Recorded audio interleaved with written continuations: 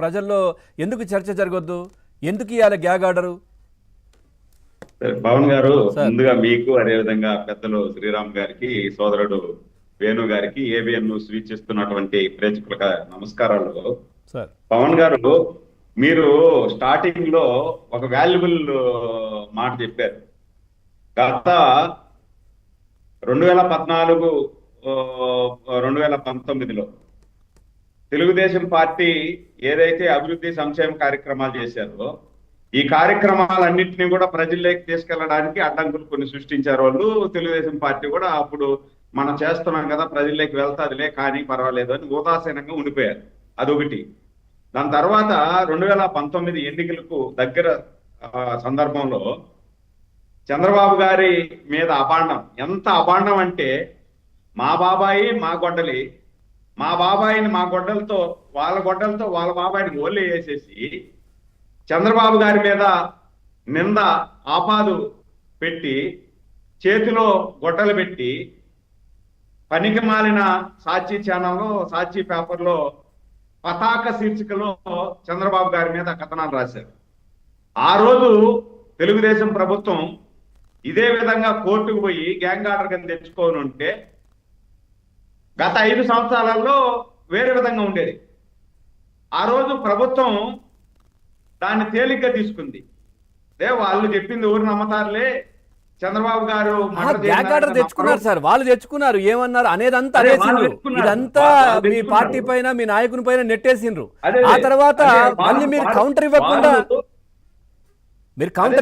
Gag order తెచ్చుకున్నారు. అంటే చంద్రబాబు గారు కానీ వేరే విధంగా, అంటే దాన్ని రానికుండా ఎవరైతే చేశారో వాళ్ళని బట్టలు ఓడదీసి నడి రోడ్డు మీద నగ్నంగా నిలబెట్టునుంటే 2019లో వేరే రిజల్ట్ వచ్చిండేది. మనం దాన్ని ఉదాసీనంగా వదిలేసాం కాబట్టి వాళ్ళే చంపేసి చంద్రబాబు గారి మీద వేసేసి తెలుగుదేశం పార్టీ మీద నిందలేసేసి వాళ్ళు అధికారంలోకి వచ్చేసారు. అధికారంలోకి వచ్చి వాళ్ళు ఎలగబెట్టారు, అది జరిగింది ఒకటి.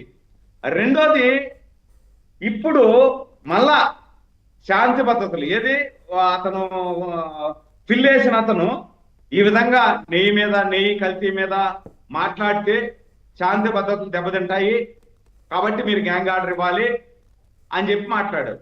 ఎంత చక్కగా చెప్పారు ఇందాక శ్రీరామ్ గారు. అంటే కోర్టు కళ్ళు లేవు అనేది చూడదు కోర్టు అనేసి అనుకుంటారు వీళ్ళు. కోర్టుకు అన్నీ ఉంటాయి, కోర్టులో ఉన్నటువంటి న్యాయాధికారులకు అన్నీ ఉంటాయి.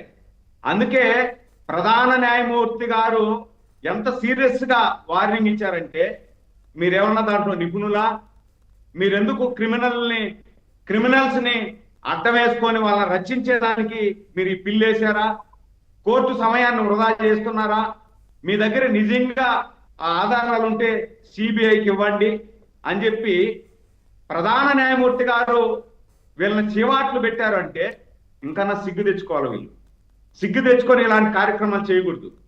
పవన్ గారు, మీకు లాస్ట్ డిబేట్ లో కూడా ఒకసారి చెప్పాను నేను, ముంతాజ్ హోటల్కి గత 5 సంవత్సరాల్లో వెంకటేశ్వర స్వామి పాత పద్మాల చెంత వీళ్ళు భూములు ఇచ్చేసి కలుషితం చేసేదానికి ప్రయత్నం చేస్తే దాన్ని దమ్మున్న ఛానల్ ఏబిఎన్ వెలిక్కి తీసి ముంతాజ్ హోటల్కి అక్కడ ఇవ్వకూడదు, అసాంఘిక కార్యకలాపాలు జరిగేటువంటి ప్రమాదం ఉంది అని చెప్పి విస్తృతంగా చర్చ చేసింది. కాబట్టి చంద్రబాబు గారి ప్రభుత్వం వచ్చిన తర్వాత బిఆర్ నాయుడు గారు అక్కడ చైర్మన్ అయినాక వెంటనే ఆ ముంతాజ్ హోటల్లో స్థలాన్ని రద్దు చేసి అక్కడ ఉండకూడదు, వెంకటేశ్వర స్వామి పాద పద్మాల చెంత ఇలాంటి కార్యక్రమాలు జరగకూడదు అని చెప్పి మార్చారు.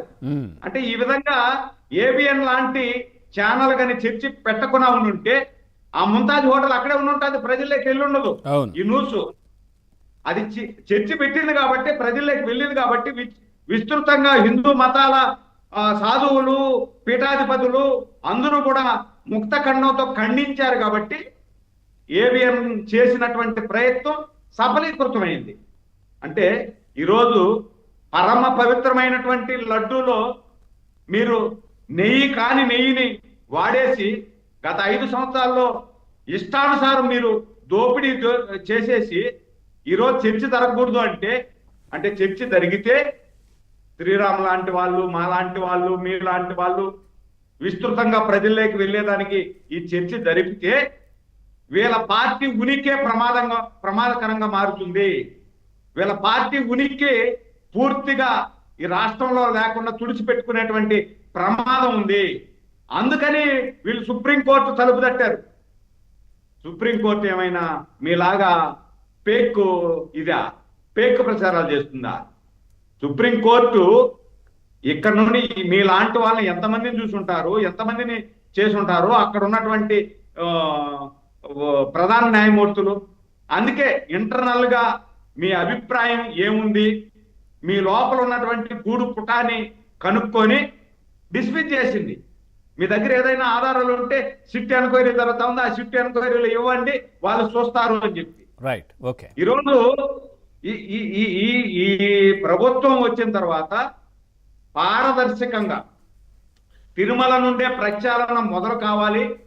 పరమ పవిత్రమైనటువంటి వెంకటేశ్వర స్వామి చెంత గత 5 సంవత్సరాల్లో వీళ్ళు చేసినటువంటి అరాచకాలు, అకృత్యాలు, పరకామణి కుంభకోణం, ఏదైతే విఐపీలు కప్పేటువంటి సాలవల్లో కుంభకోణం, నాసి రకం దినుసులు, పప్పు దినుసులు సప్లై చేయడం కానీ, వీటన్నిటి మీద సమగ్ర విచారణ చేపట్టి దోషులు ఎంతటి వారైనా వాళ్ళని కఠినంగా శిక్షించాలి. వెంకటేశ్వర స్వామి భక్తుల మనోభావాలు దెబ్బ తినకూడదు. పవన్ గారు ఇక్కడ వాళ్ళు ఎంత డబ్బులు దోశారు అనేది పక్కన పెడితే, ఆ డబ్బుల కంటే అత్యంత విలువైనది, డబ్బుల కంటే అత్యంత విలువైనది హిందూ మత మనోభావాలు, హిందువుల మనోభావాలు.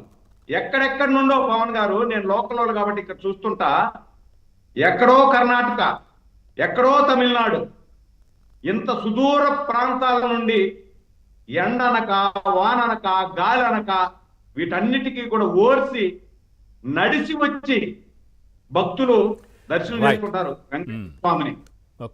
మేము కోరిన కోరికలు తీర్చారు అని చెప్పి. రైతులైతే 6 కాలం కష్టపడి ఈ పొలంలో ఇంత ఆదాయం నాకు వస్తే ఈ ఆదాయంలో ఇంత భాగం వెంకటేశ్వర స్వామికి సమర్పిస్తానని చెప్పి ముడుపు కట్టుకొని, ముడుపును నెత్తిన పెట్టుకొని వెంకటేశ్వర స్వామికి వచ్చి ఉండిలో సమర్పిస్తారు. ఇక్కడ దర్శనం దొరక్కపోయినా పరమ పవిత్రమైనటువంటి లడ్డూని తీసుకెళ్లి మళ్ళా ఇంట్లో పూజ చేసి, ఆ లడ్డూను చుట్టుపక్కల ఉన్నటువంటి ప్రతి ఇంటికి, నేను తిరుమల తిరుపతి దేవస్థానానికి వెళ్ళి ఆ వెంకటేశ్వర స్వామిని దర్శనం చేసుకున్నా, లడ్డూ ప్రసాదం తీసుకోండి అని చెప్పి లడ్డూ ప్రసాదం ఇస్తే ప్రతి ఒక్కరు కూడా వెంకటేశ్వర స్వామిని దర్శనం చేసుకుంటే ఎంత సంతృప్తి చెందుతారో అంత సంతృప్తి చెందేటువంటి పరిస్థితులు. అలాంటి లడ్డూలో మీరు కల్తీ చేసేసి మళ్ళా తగుదునమ్మా అని చెప్పి ప్రజల ముందుకు వచ్చి కల్తీ జరగలేదు, ఏది గొడ్డు కొవ్వు జరగలేదు, పంది కొవ్వు జరగలేదు, ఓన్లీ కెమికల్ జరిగింది అంటే తలకాయ మీద మెడకాయ మీద తలకాయ ఉండేవాడు ఎవడైనా ఈ బుద్ధి లేని మాటలు మాట్లాడతారు సార్.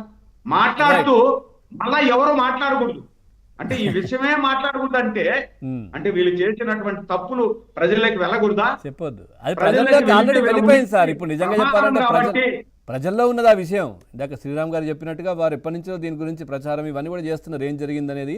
రైట్, వేణుగోపాల్ గారు. పవన్ గారు ఒక్కసారి మళ్ళీ మాట్లాడి ఒకే సెకండ్. పవన్ గారు మొన్న నేను కొండకు వెళ్ళాను. కొండకు వెళ్తే సాధారణ భక్తులు చెప్పుకుంటున్నారు, ఈరోజు చంద్రబాబు గారు ముఖ్యమంత్రి అయిన తర్వాత ప్రసాదం కానీ, అన్న ప్రసాదం కానీ, దర్శనాలు కానీ, వసతి సౌకర్యం కానీ, లోపలికి వెళ్తే సంటి పిల్లలకి పాలు కానీ, అన్న ప్రసాదం కానీ అద్భుతంగా సేవలు అందిస్తున్నారు. గత 5 సంవత్సరాల్లో మేము కూడా దర్శనానికి వచ్చాము. దర్శనానికి రావాలంటే నరక యాతన